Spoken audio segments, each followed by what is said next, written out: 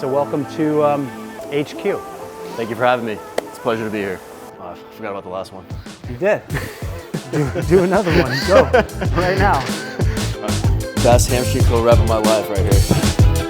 Go. All right, we're gonna go do prone hamstring curls, and we're gonna do cable pullovers.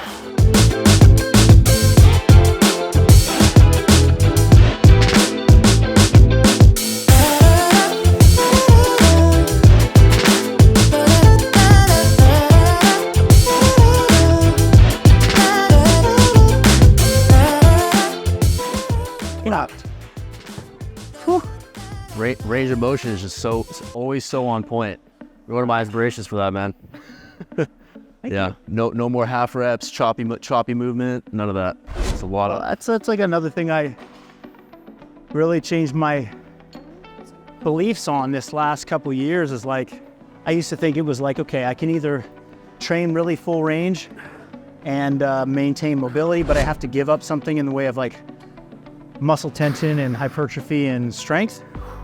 And I'm like, no, you know what? It's like mechanical tension is mechanical tension, and if you just find it at these really great ranges, full ranges through your joints, you can get just as much of the stimulus with lighter weights, and it's like better joint health, better longevity, and still sexy looking muscles. I think it's important that we acknowledge that we're using machines for a number of our exercises today, but all of these have non-machine alternatives that work very well. So we're gonna go do some prone hamstring curls.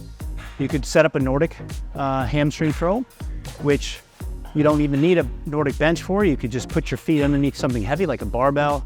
We have banded hamstring curl options that we put into our programs. This, we're using a cable for a pullover, but you could easily do a dumbbell pullover, which we can demonstrate too. But we're gonna do a superset here. This will be our strength balance, and focusing on getting really great range of motion, particularly on this one. You know, lots of shoulder flexion, and then try to keep your elbows pretty much locked in place so that this doesn't become a tricep exercise as much as it is like a back and somewhat of a chest exercise. But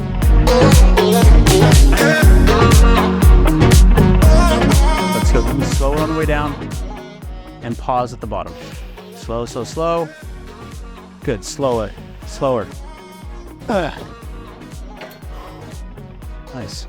On your last rep, try and think about like, just lower it just as slow as if you were gonna do your next rep. Like you got a little bit fast in your last eccentric, try and go slower on that last one. Because at that point, like you've done all the work, and now just finish those last 4 seconds of that eccentric.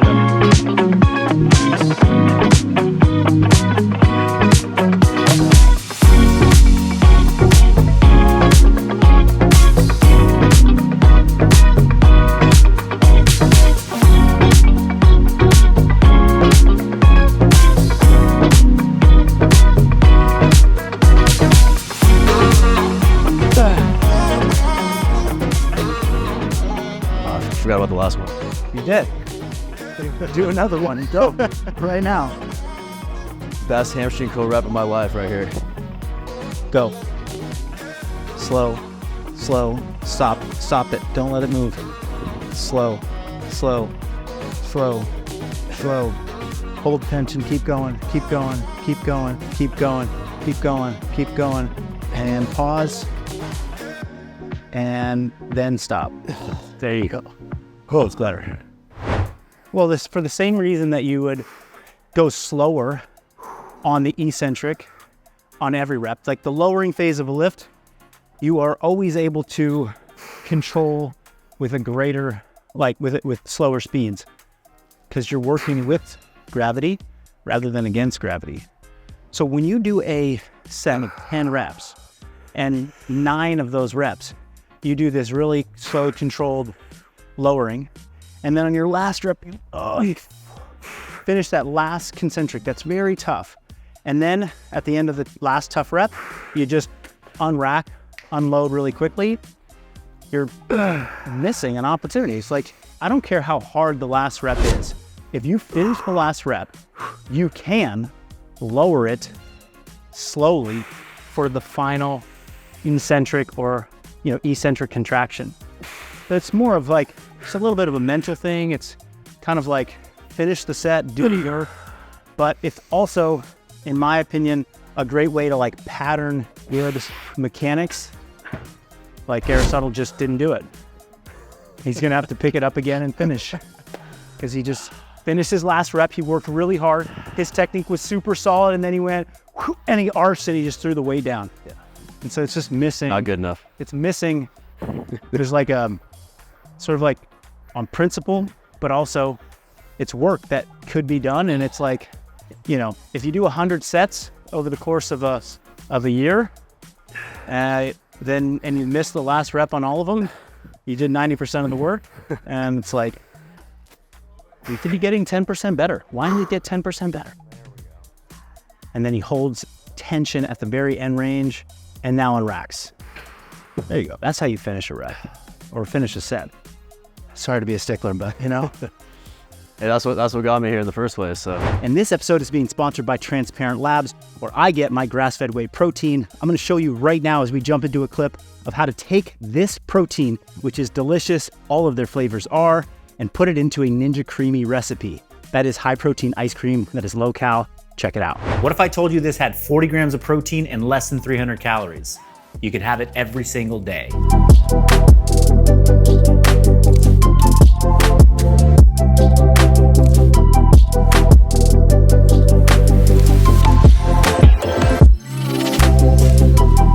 "24 hours later."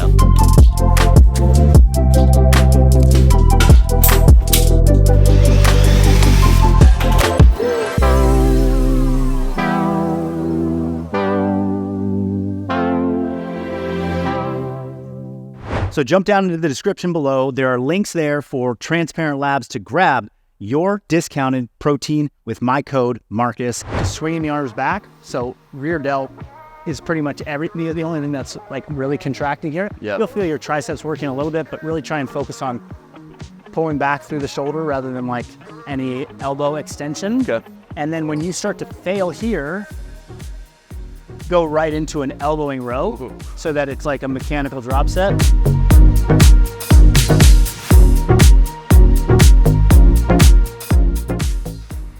And you can even swing them close, like back towards me, further back. Yeah, pinky to the sky. There you go.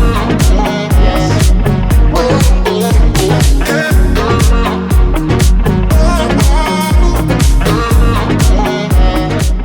Just focusing on just the biggest stretch you can get. Feel like deep in your oblique and also a little bit in your QL back here. Find that mind muscle connection in your obliques. Just really feel like a deep stretch at the bottom, and then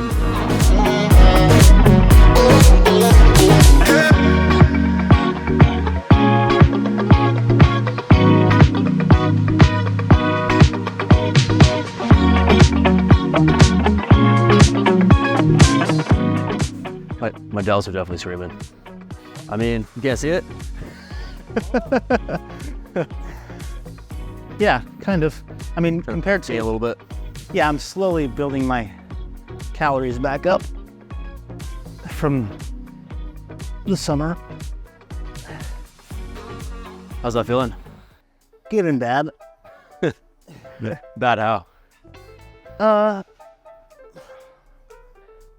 don't know. I think I'm attached, or I prefer Be lean? being at my leanest. Yeah, Yeah. it has a very limited shelf life. Yeah. I start to just feel grummy, and I would say that I feel better health-wise, body performance. If I were to eat even more than I'm eating right now, Yeah. then I like have a psychological, attachment to a certain aesthetic, and that messes with my head a little bit. It's pretty common amongst people that have spent any time in the bodybuilding world. It's like afraid to bulk because they're like, oh, I don't want to lose my definition. Right. It's really hard to like perform at your best and make consistent performance gains at sub 10% body fat. Yeah. This doesn't happen for many people. And even when I was competing in CrossFit, like I was lean, but I was never below 10% for any extended period of time. Yeah. And if it was always unintentional. It was just like I would get leaner closer to competition because my anxiety would raise. Yeah. I'd be training more and my appetite would be suppressed from my anxiety. And so like going into regionals, I would be, you know, at the leanest that I was all year. Yeah. But it's not because I was like prepping or trying to do that. Right. Because I kind of worked out that way. on cortisol and yeah. Yeah. But Yep. like for the vast majority of the year, I was like, you know, in the 10 to 12% body fat range, which was really good for performance and recovery. And Yeah. Whereas in the past several years, I've kind of like sustained sub 10% for lots of most all of the year. You look leaner than 10%, to be honest with you. What's that? Most of the time that I'm seeing you, you look now. leaner than 10%. Yeah, now you're. Currently, yeah. You got to be what, like 6, 7 right now? I mean, it's like so arbitrary, really, because like I'm not doing any. I'm doing like, you know, in-body scans, which they'll say I'm 3 or 5 or, you know, something like that. Like the number is, but there's certainly a threshold that I reside below most of the time, which is not conducive to like coming in here, training hard, recovering my best. Like I can train hard, recover, but I can't do it optimally. And, you know, there are certain times of the year where like I extend that, I try and get even leaner, and I don't feel, after several months of it, I can tell my body's like craving something different. I can personally relate to the psychological attachment to being lean. Especially being a kid and being overweight, you know, when I was up until I was about 13, 14 years old. And now that I've managed to kind of find where I like to sort of live at in terms of, you know, leanness, performance, and just kind of how I'm feeling day to day. Yeah. I think I also kind of have a little bit of that attachment to it. Sure. I spent 10 years in front of a camera, 7 years really in front of the camera. And I don't know anymore like how much that impacts my own personal desire to like hold a certain type of body composition. I know back when I was like younger and there wasn't social media and I was never on camera and I rarely took my shirt off, and the only people that ever saw me were like people that would occasionally see me in a cutoff shirt at the gym. Yeah. Like I still was trying to be lean and I was still like into it. It was like, that was probably the biggest test of like, I did this for myself. Yeah. But I didn't do it in the smartest way, and I certainly couldn't sustain it year round. Yeah. So it's like now how much of that is being impacted by the fact that, you know, we have this functional bodybuilding brand and that, you know, we're filming media constantly, and I mean, I don't know, in the public eye, I'm not sure. Yeah. So yeah, it's not something that, and I know some like influencers or like people who are in the, you know, online, they're not necessarily fitness influencers, but like, you know, their physical appearance plays into the business that they run. Right. And I've had like, you know, off camera, behind the scenes conversations where it's like, yeah, it can be draining, and like, it can feel like, I know maybe my hormones might be suppressed because of how lean I'm trying to be, or because I'm fighting this like battle of trying to be in a deficit for longer periods of time than I should be. And there's no real end goal to it either. No. It's like you get lean enough and then you're kind of like, I want to get a little bit leaner. Like, how much more shredded can I get, right? And then, I mean, you're not really getting, then you start to get some of those detriments, right? Totally.